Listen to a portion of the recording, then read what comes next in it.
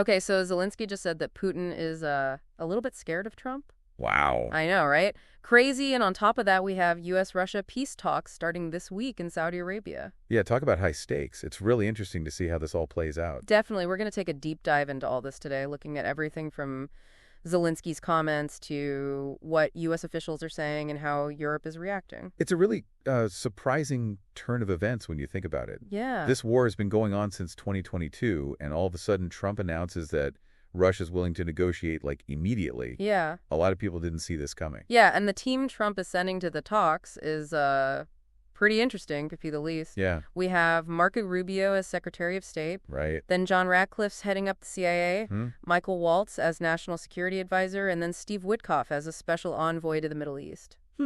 Interesting group. What do you think of that lineup? Well, I mean, Witkoff and Waltz are already on their way to Saudi Arabia, so Right. it seems like the U.S. is really trying to take charge of these negotiations, Yeah. even if it means kind of going it alone, which hasn't exactly made our European allies happy. Yeah, I bet.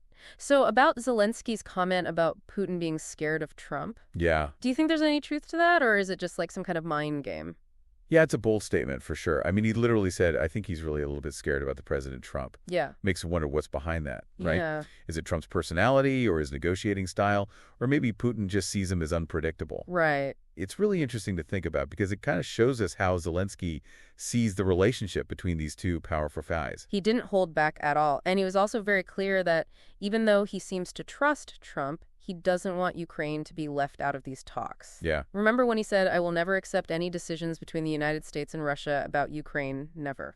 Yeah, that's a really important point for Zelensky to make, is like he's reminding everyone that even though the U.S. and Russia are the big players in this, Yeah. it's ultimately about Ukraine's future and their right to decide their own fate. They're not just a pawn in someone else's game. Definitely.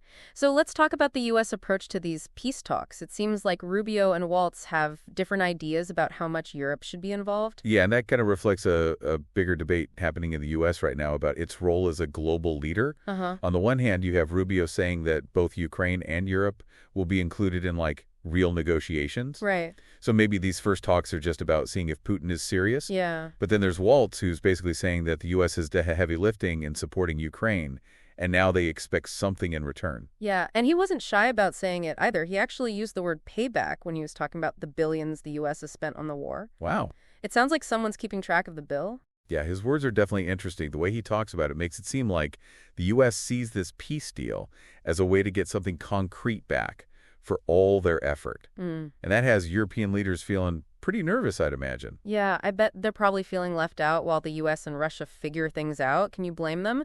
Trump called Putin without even talking to NATO allies first. Right. Which obviously upset a few people in Europe. Yeah. And now you've got Macron, the French president, calling for an emergency summit. Right. Almost like he's saying, hey, don't forget about us. What do you think about all that? It makes sense that European leaders are uneasy. They're the ones who are literally right next to this conflict. Right. So any deal that ignores their security concerns is a huge problem for them. Yeah. They're worried that Trump might make a deal with Putin that puts American interests first, even if it risks the safety of Ukraine and Europe as a whole. Uh-huh. And that brings up a really important question, doesn't it? What's that? Can you really have lasting peace in this situation if you don't include everyone? Yeah. Can you just ignore a major player like the EU and expect everything to work out? It's something to think about. Now, this is where things get even more interesting. Apparently, there are rumors that the U.S. might be interested in Ukraine's natural resources as part of this peace deal. Yes, the economic side of things. Yeah. That definitely adds another layer of complexity. It seems like Treasury Secretary Scott Bessent is offering Ukraine an economic investment deal, but it sounds like there might be some strings attached. Zelensky even asked a pretty pointed question about it. What was that?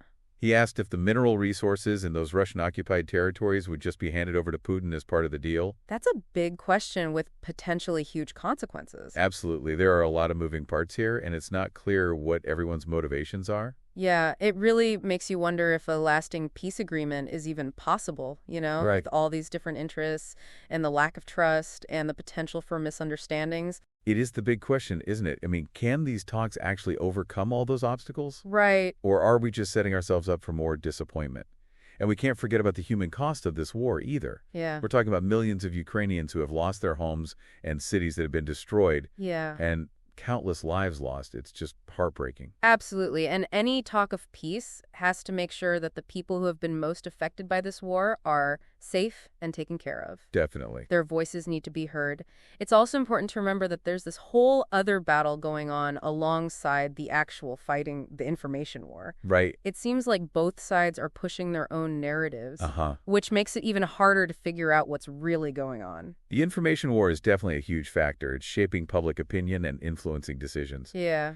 And it's fueling the tension. It's like trying to put a puzzle together, but someone keeps switching out the pieces. Right. You have to be really careful about the information you're getting and make sure you're seeing things from different perspectives. It's like everyone's trying to sell you their version into truth. Yeah. And you have to figure out what's real and what's not. That's exactly why we do this show. Right. We're trying to cut through all the noise and give people the context they need to understand it all. Exactly. We're not here to tell people what to think. Yeah. We just want to give them the knowledge and the tools so they can make up their own minds. So as these talks progress, what should we be looking out for? What are some of the warning signs that things might not be going well?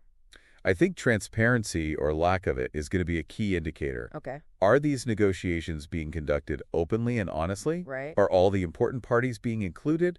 Or are there deals being made in secret?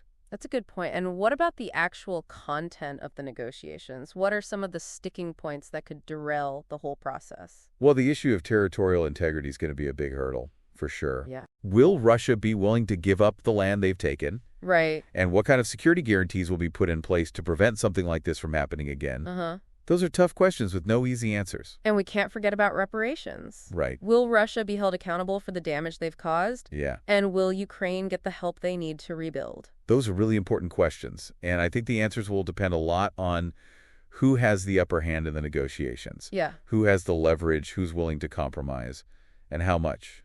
We also have to think about how these talks will impact the rest of the world. Yeah. How will it affect the relationship between the U.S. and Russia, which is already pretty tense? Right. And what about the future of NATO? This conflict has really put a strain on U.S.-Russia relations. Yeah. The outcome of these talks could make things even worse. Uh-huh. Or maybe, and this is maybe it could help to improve things a little. Right. As for NATO, the alliance has been pretty united so far in the face of Russian aggression. Yeah. But it remains to be seen whether that will continue and how their strategy will change in response to all this. So many possibilities, so many unknowns. It's almost overwhelming. It is a lot to process, and things are changing so quickly. Yeah. That's why it's so crucial to stay informed and engaged. Right. Remember, these talks have the power to change the global landscape, and we all have a part to play in what happens. And speaking of things that have a big impact, let's go back to that economic aspect we talked about earlier. Yeah. The idea that the U.S. might be interested in Ukraine's natural resources as part of a peace deal adds a whole other level of complication, wouldn't you say? Absolutely. It raises concerns about exploitation and who benefits from these resources. Right. And most importantly, whether the Ukrainian people will have any control over how their natural wealth is used. Yeah. It's a delicate balance. And then there's the issue of sanctions. Right. Will the U.S. and its allies be willing to lift the sanctions on Russia as part of the deal? Yeah. And if they do, what conditions will they set? The sanctions have really hurt the Russian economy. Uh-huh. So lifting them would be a major concession. Yeah. You can be sure that would be a big point of debate. Right. There are different opinions within the U.S. and Europe about how effective the sanctions have been. Yeah. And what the requirements should be for lifting them.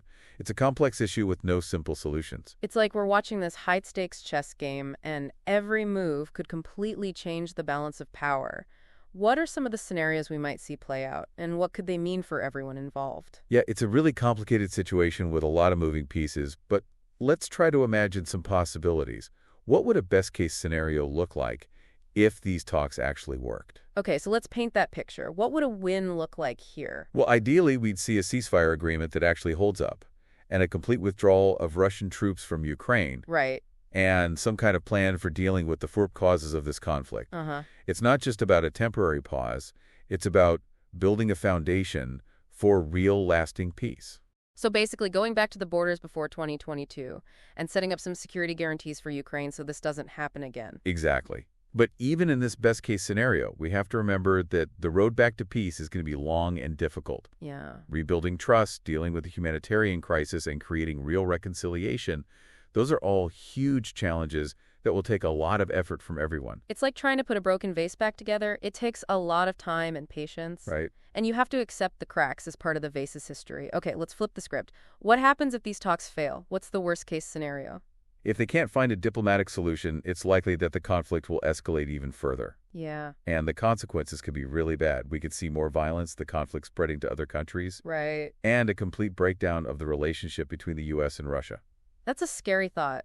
It's hard to imagine things getting even worse than they already are, but it's definitely possible. And there's always the risk of miscalculation or unintended consequences in a situation like this. Yeah. One wrong move, one misunderstanding could set off a chain reaction that leads to disaster. So with all these complications and potential problems, what do you think is the most likely outcome? It's really tough to say for sure. Things are changing so fast, and there are so many factors to consider. But honestly, I think we're in for a long and difficult process. We might see some progress, some glimmers of hope, Right. but I think there will also be setbacks and periods where things are just stalled. A quick and easy solution seems pretty unlikely. So buckle up for a bumpy ride. It sounds like the next few weeks and months are going to be crucial in deciding where all this goes. Absolutely. The decisions made during these negotiations will have a huge impact on the future. It's a pivotal moment, not just for Ukraine, but for the whole world. It's a lot to think about. I bet a lot of people are feeling a mix of hope and anxiety right now.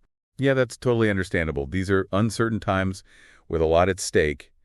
But even with all the uncertainty and darkness, I think it's important to remember that there's always hope for a better future. Yeah. We have to hold on to that hope. Well said. So that wraps up our deep dive into the Russia-Ukraine peace talks. It's a story that's still developing, and we'll keep following it closely.